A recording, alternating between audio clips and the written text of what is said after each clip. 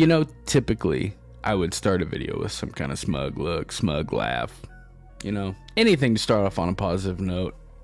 But today's video is, well, it kind of restores my faith in humanity a little bit. And I'm going to be honest with you, it's the reason why I kind of have a lot more faith that the Camaro, the 7th generation Camaro, I should say, will be coming back as an ICE vehicle. Gas, all gas, I hope.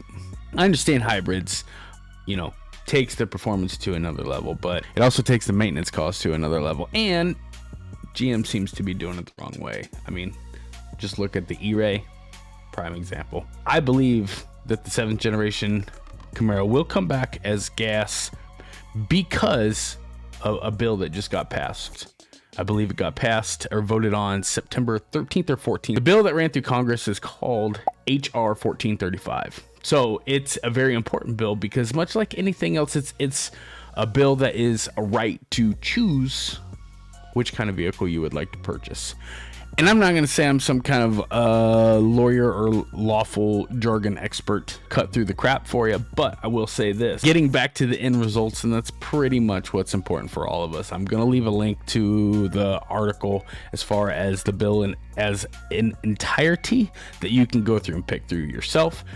It's an important bill though, because it pretty much tells the EPA and the rest of the other environmental agencies to back off, and it gives our automakers the right or the ability to continue on with gas vehicles. It was actually kind of shocking to me that there was even any kind of opposition to this, but you know, it's just the world we live in today. Up is down, left is right, right is wrong, wrong is right. And anyways, it was voted by a margin of 9-4. 9 yay, 4 nay. I can't believe that there was even 4, but like I said, you know the world we live in today. Now, as far as the government trying to crack down and say that we have to have electrical EV vehicles on the road by 2035, it's pure insanity. We all know this. I've talked to many people, credible sources that say that, you know, the grid's not ready for it. We can't handle it. Simply just, we don't have the infrastructure for it, period. And even if we did, I still think it's a bad way to go. So this bill is kind of nice.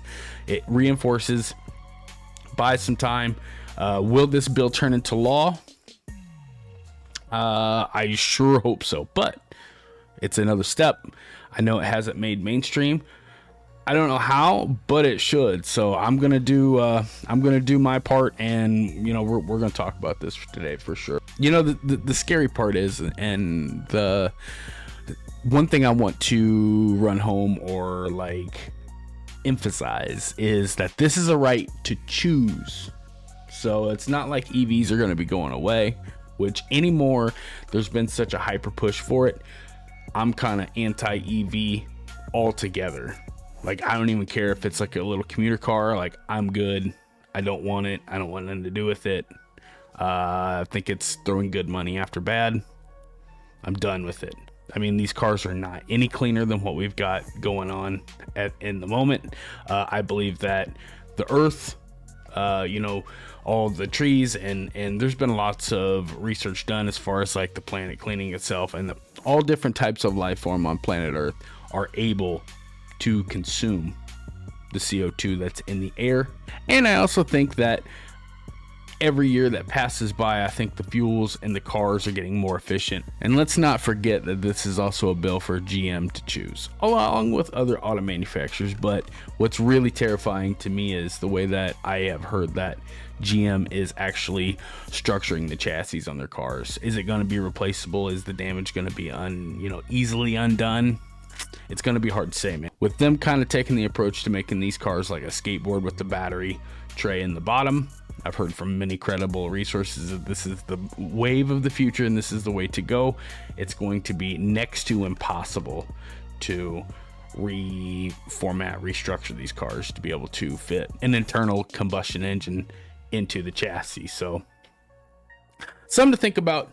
I do think this new bill passing, and don't forget that this is going to be yet another, and I've said this for, man, since way over last year, pretty much since I started my live streams. I have never given up on the ICE platform. I think the Camaro will come back as an internal combustion engine. We do have confirmation that there will be a 7th generation Camaro. When? We don't know. What kind of platform or engine it's going to have in it, we don't know either. I could be wrong. I'm not giving up hope. But these bills that keep passing, and if we keep pushing and fighting and doing the right thing, this is going to open a lot of doors for us. Now, GM does have a brand new V8 in the works. It's coming down the pipeline. We haven't heard anything about it. They are spending a ton. They're investing a lot. I think up almost, I bet you'll probably hit over $1 billion by the time it actually comes to fruition. But that new V8 does look promising for us. Yeah, this car could be pieced together. We already got pretty much the chassis. The CTS-V is going to be getting a refresh in 2025. It's just, the cards they're there for us. The sales have not been.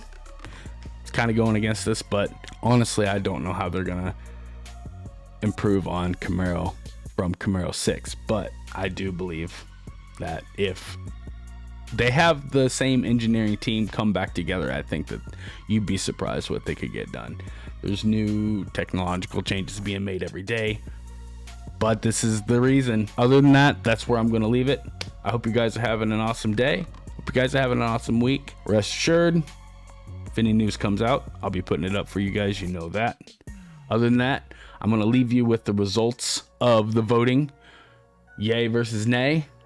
You for human garbage.